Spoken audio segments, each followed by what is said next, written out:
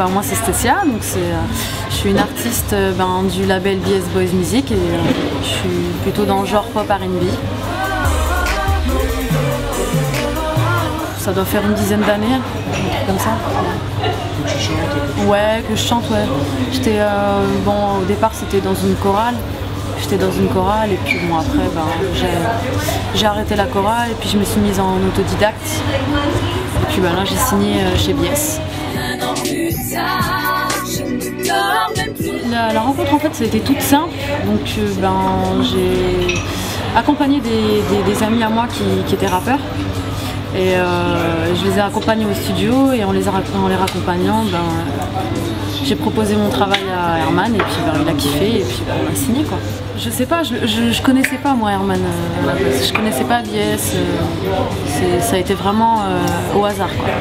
Ouais. Je dois d'être à ses côtés. J'ai mon EP qui est sorti le 1er octobre, donc il est sorti en téléchargement gratuit, payant pardon, sur... Je suis pas à l'aise avec la caméra, hein, tout le monde le sait.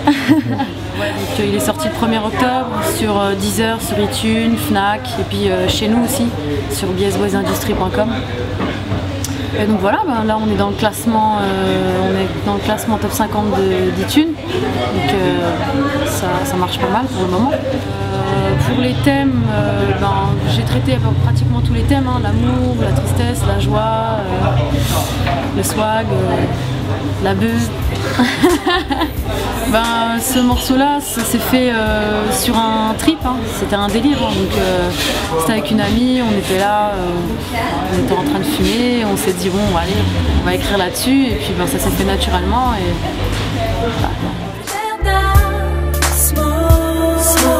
On a fait appel à Détresse, on a fait appel aussi à Curtis et Jace je crois. Un truc comme ça. On a fait appel aussi à Diakar qui a fait Je pars et puis c'est tout je crois. Moi je crois que c'est tout. En ce moment là c'est ma semaine Génération. Sinon d'autres radios pour le moment non on n'en a pas. Mais on a des propositions. On a des propositions et on a juste le choix à faire. Ouais, au niveau des concerts, on a des scènes qui se libèrent là. Donc là, on a le 19 octobre, donc c'est à Vitry, c'est au Seb. On a aussi le 3 novembre. Par contre, le 3 novembre, c'est un showcase donc chez nous, chez BS. C'est un showcase privé. Après, il y a d'autres dates, mais c'est pas sûr, donc je peux pas.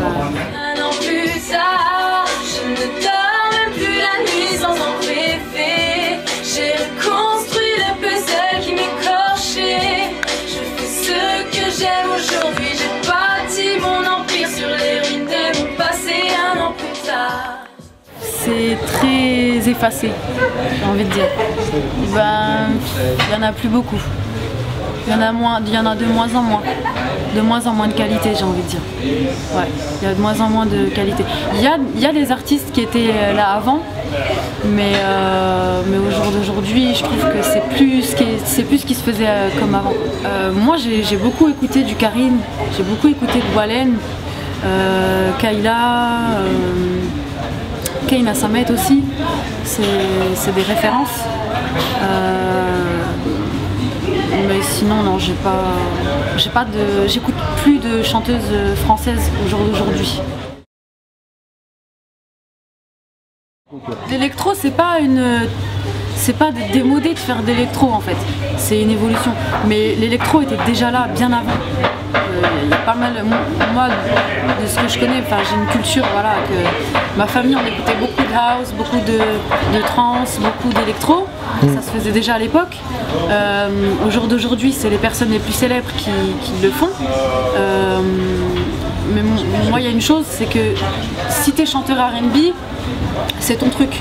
Tu peux faire de l'électro et tout ça, mais ne néglige pas ton R&B pour faire que de l'électro. Je trouve qu'au jour d'aujourd'hui, les artistes, ils se mettent que là-dedans, ils font que d'électro. Pourquoi? Parce que c'est une musique qui marche. Parce que c'est une musique de clubbeur, parce que c'est facile aussi de faire de l'électro. Tu t'autotunes, tu lances des vibes et puis après tu fais bouger les gens. musique. J'ai pas de grande influence parce que j'ai une limite, enfin j'ai pas de limite au niveau de la musique, tu vois, je suis très vaste, j'écoute de tout, je peux écouter du classique, je peux écouter du hard metal, je peux vraiment écouter de tout. Après c'est le hip hop, c'est sûr que bon, y a pas beaucoup, il y a Mary J. Blige que j'aimais beaucoup, Alicia Keys, Aretha Franklin, Michael Jackson. Après ça c'est des artistes, voilà quoi, c'est authentique. En termes de rap, j'ai beaucoup écouté Snoop Dogg, Daz Dillinger, Master P. J'en ai écouté pas mal. T'es plus dans la West? Ouais, je suis plus dans la West, ouais. Ok. Noir Désir de Youssoupha, je l'ai saigné et c'est l'album que j'ai écouté le plus en ce moment. Après j'en ai saigné pas mal aussi. J'ai saigné. J'écoute tellement de musique aussi que c'est par période. Là en ce moment c'est Youssoupha, c'est Noir Désir, c'est mon album et voilà. Ouais, plus le côté gangsta girl. Après, au niveau des textes aussi, parce que je vais pas dire que personne n'écrit ses textes, mais j'écris tout. Moi j'écris tout. Et c'est réaliste. J'invente pas, je raconte pas des histoires que je vis pas. C'est comme le morceau sur mon EP, il y en a un qui s'appelle On se fait du mal. Où j'explique que c'est deux personnes qui s'aiment juste pour le sexe. C'était vrai. C'est un morceau et c'est une histoire que j'ai vraiment vécue. Ouais.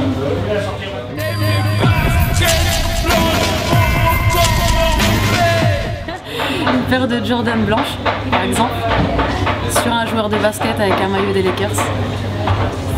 Mon EP est toujours en téléchargement sur iTunes. Il est à 5,99 et je vous remercie tous d'être là pour moi. Je reçois tous vos messages et je remercie Basket Blanche aussi de s'intéresser à moi et d'avoir pris le temps pour cette interview. Voilà.